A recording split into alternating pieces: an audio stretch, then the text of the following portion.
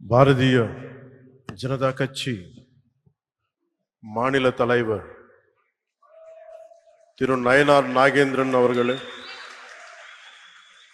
முன்னாள் தெலுங்கானா ஆளுநர் திருமதி தமிழ் இசை சவுந்தரராஜன் அவர்களே,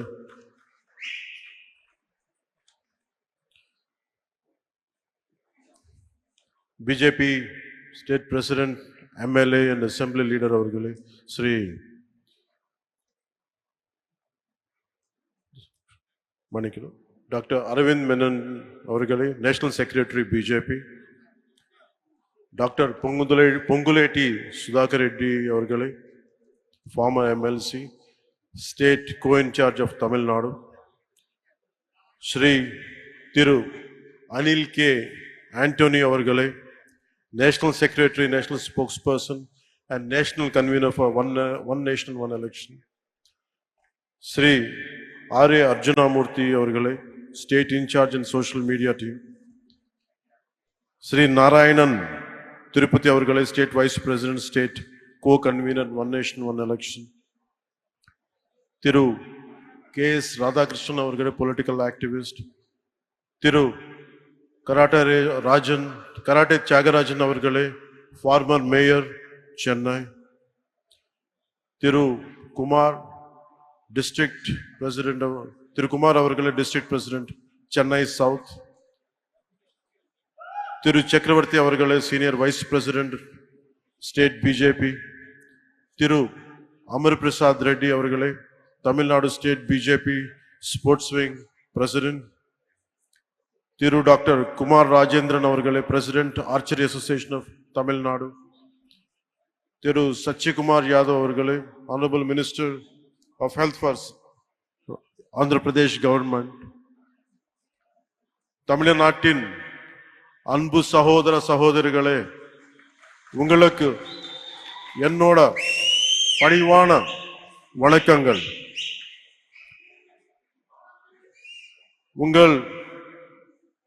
உங்கள் சில பேருக்கு தெரிஞ்சிருக்கலாம், நான் தமிழ்நாட்டில் வாழ்ந்திருக்கேன், சென்னையில் வளர்ந்திருக்கேன். நான் தமிழ்நாட்டு விட்டு போய் 30 வருஷத்துக்கு மேல ஆகுது. நான் தமிழ்நாடு விட்டுட்டு போயிருக்கலாம், ஆனா தமிழ்நாடு என்னை விட்டு போகல. ஏன்னா தமிழ்நாட்டு என் மேல ஏற்படுத்தின தாக்கம் ரொம்ப ஆழமானது. When I was growing up here, the impact and impressions are very deep, right from Tirukkural to martial arts, politics to devotion and cinema. அதனால தமிழ்நாட்டு மேல எனக்கு ரொம்ப மதிப்பு. எனக்கு தமிழ்நாடு திருவள்ளுவரோட பூமி, சித்தர்களோட பூமி, நான் வணங்குற தமிழ் கடவுள் முருகனோட பூமி, மகாகவி சுப்பிரமணிய பாரதியாரோட பூமி, ஆயிரக்கணக்கான கோவில்களோட பூமி. எனக்கு பிடிச்ச புரட்சி தலைவர் எம்ஜிஆர் அவர்கள் வாழ்ந்த பூமி, வீர விளையாட்டு ஜல்லிக்கட்டோட பூமி. இந்த வீரபூமிக்கு என்னுடைய அன்பு வணக்கம். The experiences from Tamil Nadu have become a guiding light to my life. Tamil Nadu எனக்கு கற்று தந்த அனுபவங்கள் என்னோட வாழ்க்கையோட வழிகாட்டியாவே மாறிச்சு. Today this seminar is about one nation and one election. ஒரே நாடு ஒரே தேர்தல் பத்தி பேசுறதுக்கு நம்ம எல்லாரும் கூடியிருக்கோம். இந்த ஒன் நேஷன் ஒன் எலெக்ஷன் பத்தி நிறைய பொய்யான தகவல்கள் பரப்பப்படுது, தவறான புரிதல்கள் உருவாக்கப்படுது. அது நம்ம just like EVMs, Election time, if you look at in TV and election results time, அவர் ஜெயிச்சா இவிஎம் சூப்பர் பான்னு சொல்லுவாங்க. அவங்க தோத்தா இவிஎம் டேம்பர் பண்ணிருக்காங்கன்னு சொல்லுவாங்க. இன்னும் என்ன சொல்லுவாங்க, இவிஎம் மெஷின்ல சூடு வச்சுட்டாங்கன்னு சொல்லுவாங்க. அதே மாதிரி ஒரே நாடு ஒரே தேர்தல் விஷயத்துல கூட ரெட்ட வேஷம் போடுறாங்க. அவங்க அந்த காலத்துல one nation one election support பண்ணாது சூப்பர். இப்போ திருப்பி அதே ஒன் நேஷன் ஒன் எலெக்ஷன் இப்போ கொண்டு வந்தா அது மோசம். ఇది எப்படி இருக்குன்னு తెలుగులో சொல்றேன். అత్త పగలు కొడితే పాతకుండా, కోడలు పగలు కొడితే కొత్తకుండా. நான் தமிழ்ல சொல்றேன், தப்பா இருந்தா கொஞ்சம் மன்னிக்கணும். மாமியார் உடைச்சா மண்குடம், மருமக உடைச்சா பொன்குடம். అంటే వాళ్ళు చేస్తే அவங்க பண்ணா ரைட், நம்ம இது முன்னாடி எடுத்துன்னு போனா தப்பு. சோ ஒரே நாடு ஒரே தேர்தல் இந்தியாவுக்கு புதுசில்ல, நம்ம தமிழ்நாட்டுக்கும் புதுசில்ல. From 1952 to 1967 வரைக்கும் நாட்டோட ஃபர்ஸ்ட் எலெக்ஷன்ல இருந்து அடுத்த 2 decades it was always simultaneous elections, assembly and parliament.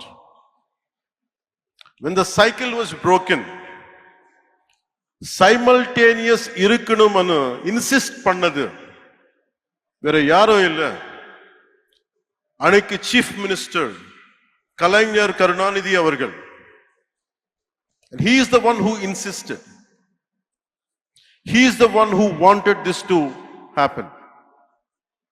And today the sad part is they are opposing it.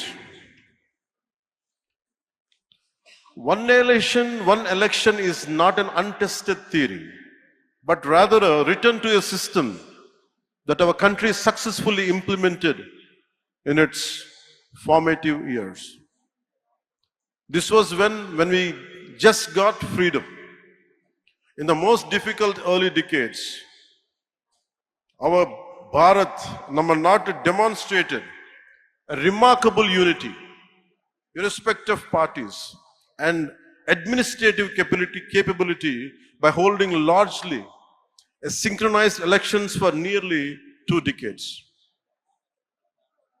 Today, whoever is opposing the one nation, one election should go and read Kalainar Karunanidhi's argument in Nenjikku Needhi in favor of simultaneous elections.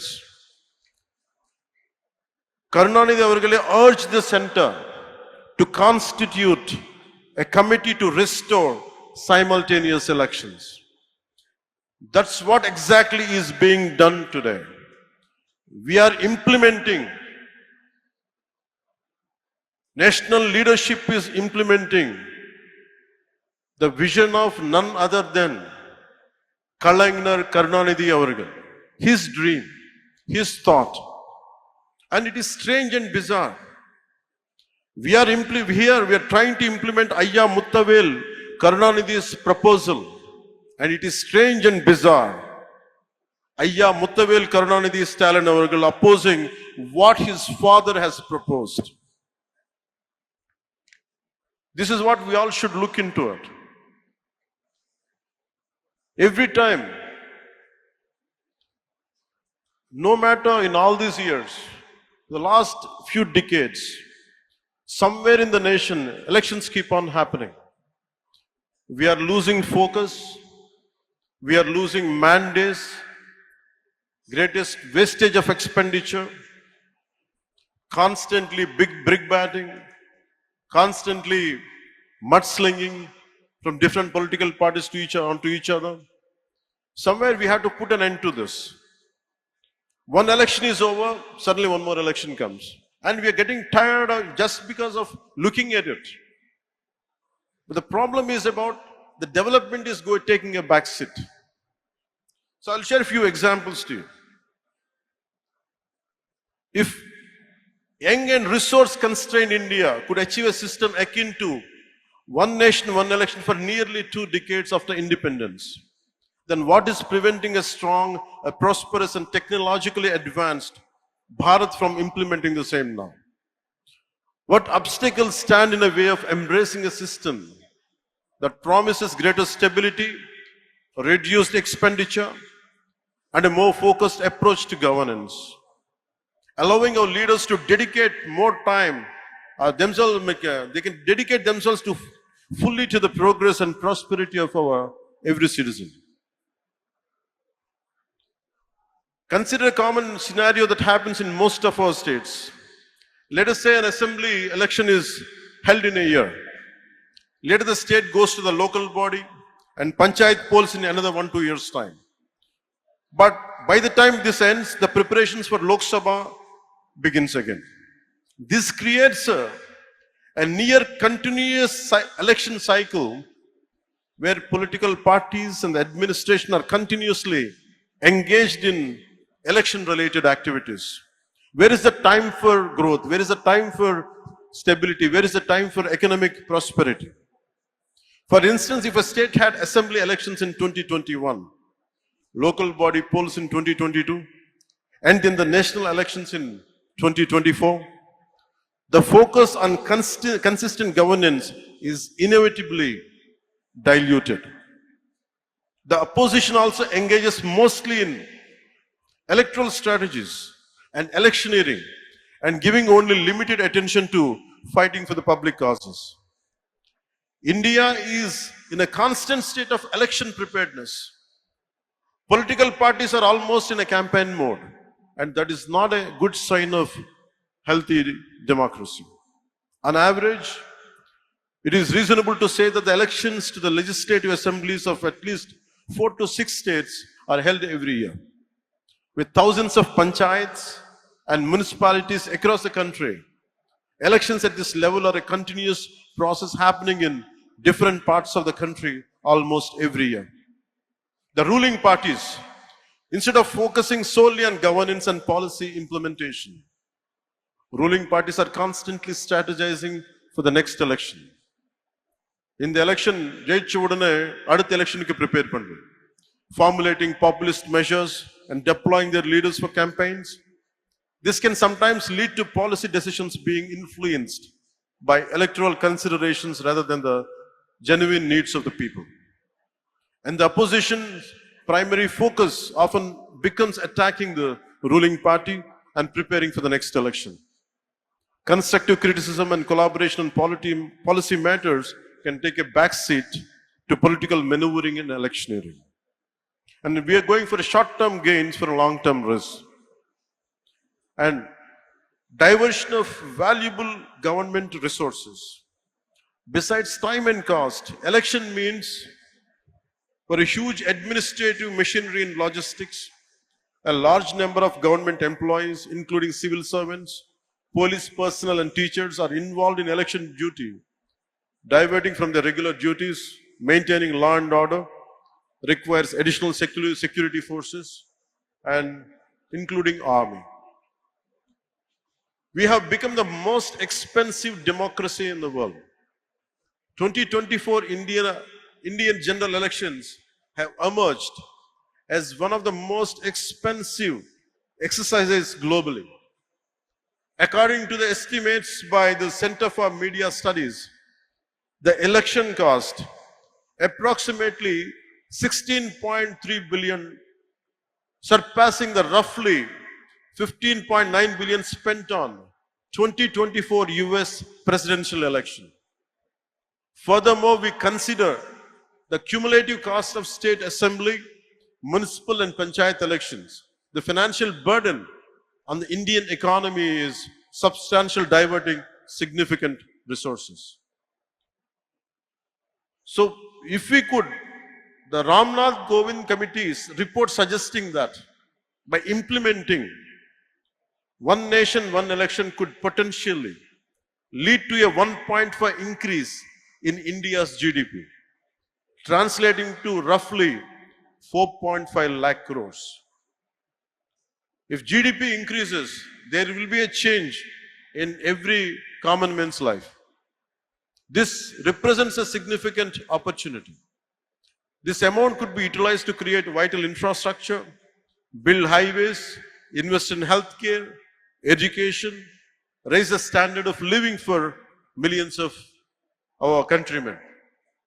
This potential economic gain highlights the urgent need to revisit one nation, one election and reclaim the sources we have been losing for decades. Opposition சொல்லிட்டே இருப்பாங்க. This would challenge the regional parties' leadership. This would harm the federal structure. And I give a very right example for this. Where I come from, Andhra Pradesh, there is always simultaneous elections. In between, or 10 வருஷத்துல, but in between after that, from post-freedom to till today, we have simultaneous elections apart from few 1 or 2 decades. Till recently, till the last elections, we had parliament and we had assembly. Nothing has changed. There were times national parties had lost, and it's more, the recognition is more for regional parties. There were times Congress had lost, TRS came in Telangana. There were times BJP had lost, and Telugu Desam or some other parties came. It's always, so there is no strength in this argument. It doesn't hold any water. And people also have become, if you look at Odisha elections in 2019 and 2024, if you look at the Odisha example, people opted for the regional party in Odisha and they opted for parliament for center, for BJP. So we are questioning the people's integrity. We are questioning the people's smartness. It is people who decided to be here. It is not us. It is not political leaders. One nation, one election is the will of the people of this country. We, all the political leaders should be, who is opposing it, should be aware of it.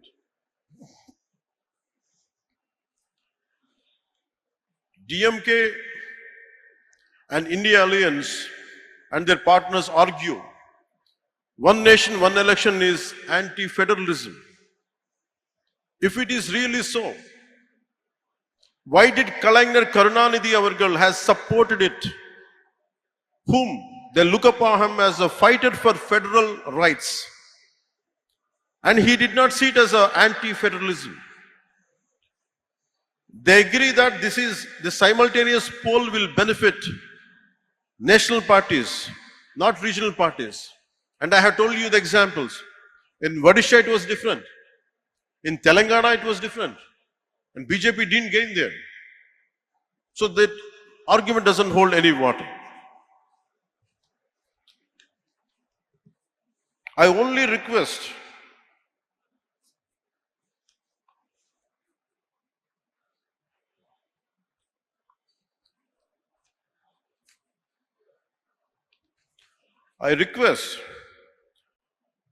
Honorable Chief Minister Thiru Stalin avargale to revisit your resolution opposing one nation and one election.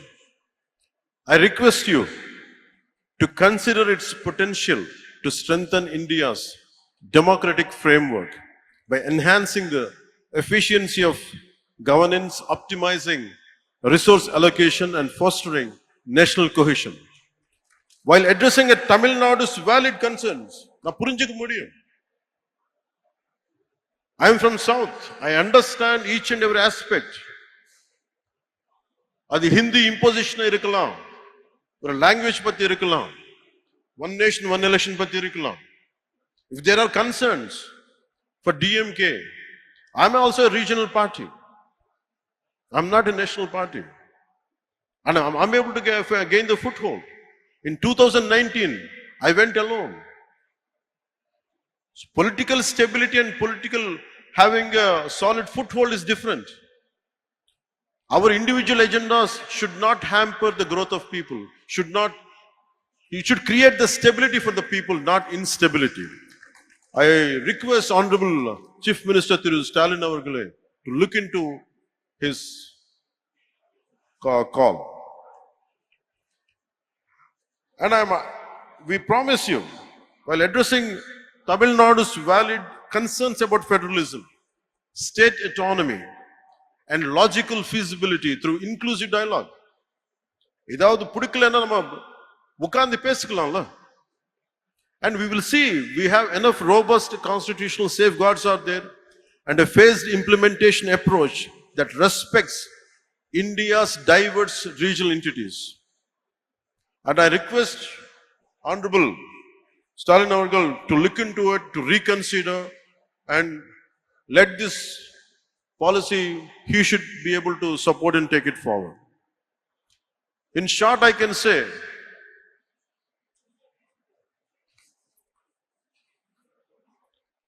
ஒரே நாடு ஒரே தேர்தல் இது அரசியல் சீர்திருத்தம் மட்டும் இல்ல, இது ஒரு பொருளாதார சீர்திருத்தம், இது ஒரு நிர்வாக சீர்திருத்தம், இது ஒரு ஆட்சி சீர்திருத்தம் கூட.